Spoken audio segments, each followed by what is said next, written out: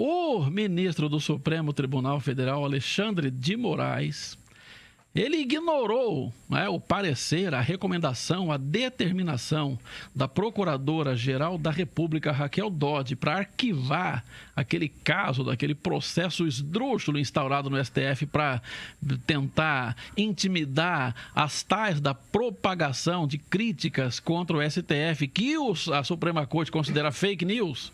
Ele recomendou. Ele, na verdade, ignorou essa recomendação e decidiu manter. E ainda, né, o Dias Toffoli, presidente do STF, prorrogar por mais 90 dias as investigações do inquérito. A gente vai ver a reportagem e depois comenta na sequência. O parecer da Procuradora-Geral da República, Raquel Dodge, contrário à investigação, foi encaminhado ao Supremo Tribunal Federal nesta terça-feira. No documento, a chefe do Ministério Público Federal pede a anulação de todos os atos do inquérito que apura fake news e ataques a ministros do Supremo. Escreve a procuradora: a situação é de arquivamento deste inquérito penal. No sistema penal acusatório estabelecido na Constituição de 88, o Ministério Público é o titular exclusivo da ação penal, exerce funções penais indelegáveis e esta exclusividade provoca efeitos diretos na forma e na condução da investigação criminal. A Procuradora-Geral também alega que a ordem do ministro Alexandre de Moraes não define com clareza os alvos do inquérito. A delimitação da investigação não pode ser genérica, abstrata, nem pode ser exploratória de atos indeterminados, sem definição de tempo e espaço nem de indivíduos. O devido processo legal reclama o reconhecimento da invalidade de inquérito sem tal delimitação. O inquérito foi aberto no mês passado por determinação do presidente do STF. Dias Toffoli se apoiou no artigo do Regimento Interno do Supremo, que autoriza a instauração de inquérito para apurar infrações cometidas na sede ou dependência do tribunal. O ministro Alexandre de Moraes foi nomeado para comandar as apurações. No fim do dia, ele recusou o arquivamento proposto por Raquel Dodge. Em despacho, Alexandre de Moraes escreveu que o pleito da Procuradora-Geral da República não encontra qualquer respaldo legal, além de ser intempestivo e se baseando em premissas absolutamente equivocadas, pretender inconstitucional e ilegalmente interpretar o regimento da Corte e anular decisões do Supremo Tribunal Federal. O ministro prossegue: o sistema acusatório de 1988 concedeu ao Ministério Público a privatividade da ação penal pública, porém não a estendeu às investigações penais, mantendo a presidência dos inquéritos policiais junto a delegados da Polícia Judiciária e, excepcionalmente, no próprio Supremo Tribunal Federal. E conclui: diante do exposto, indefiro integralmente o pedido da Procuradora-Geral da República. O presidente do STF, ministro Dias Toffoli, não se manifestou sobre o parecer do Ministério Público Federal.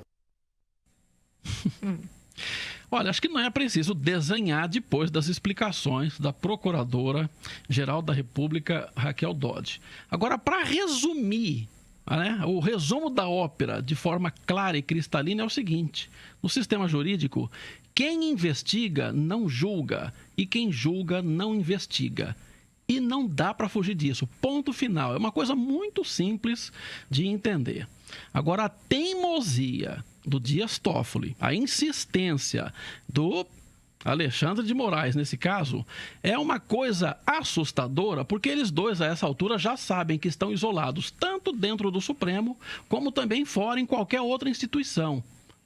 O Brasil inteiro, todas as instituições sérias estão descendo a lenha nessa medida esdrúxula. Então, eles estão lá cedo ou tarde, daqui a pouco vai reverter. Tem um recurso lá que está na mão do ministro Edson Fachin. Ele já deu 5 dias de prazo para o pessoal explicar essa história, porque, claro, que esse negócio está correndo sob sigilo lá dentro. Nem os advogados dos acusados de terem propagado tais ofensas não têm acesso ainda ao objeto da acusação. Então, daqui a pouco vão derrubar isso, ou o Fachin ou mandar para o pleno, e naturalmente vai derrubar também. E aí vai ficar um carão. Tem alguma condição de permanecer no cargo um presidente que toma uma atitude dessas? É difícil. Agora, Zezé de Lima, eu estou estranhando que o pessoal do PT, do PSOL, pessoal da esquerda em geral, tá quietinho, que é tão ativo, fala tanto nas redes sociais, e no passado, não muito distante, reclamava da lei da mordaça. Eu não vi nenhum pronunciamento, nem de um deputado, de um senador, ou do presidente do PT ou do PSOL, por exemplo. Você viu alguma coisa ou só eu que estou mal informado? Olha, eu só vi do Randolph, né? Que o Randolph tem uma... É da rede, viés, né? É da rede, mas tem um viés bem de esquerda, o Randolph Rodrigues, que ele é um dos senadores que assinaram aí o pedido para que a Comissão de Constituição e Justiça do Senado reveja aquele parecer em que pede o arquivamento da CPI da toga. Então, foi pedido isso. Agora, eu acho o seguinte, me estranha muito que o Supremo esteja se arrastando para dar uma posição mais séria acerca disso que está acontecendo. Porque enquanto o Supremo deixa, enquanto o Fachin aguarda, enquanto as coisas aí ficam do jeito que estão, o que acontece é que ganha força junto à população, junto aos senadores, a muitos senadores, sabe que esses caras não podem permanecer. E eu tenho a sensação de que isso não vai acabar bem para o Dias Toffoli, nem para o Alexandre de Moraes, né? Porque, de fato, é descabido o que eles fizeram e eles estão fazendo. Mas outra coisa que a Raquel Dodge disse nesse parecer dela, e que, assim, para mim, e esse é o ponto mais importante, é quando ela fala: o inquérito que o senhor pediu a investigação é contra quem? Qual ato? Praticado durante que período de tempo? Porque isso, para você abrir uma investigação, é fundamental. Porque senão eu posso dizer assim, Sena, eu vou te investigar quando você tinha 18 anos, que você falou tal coisa. E pode, porque do jeito que está ali aquele inquérito, pode. Não delimitou nada. E os inquéritos, eles fundamentalmente, para que eles não se tornem ameaças para quem quer que seja, eles têm que responder a essas 3 perguntas que ali no Supremo não se responde.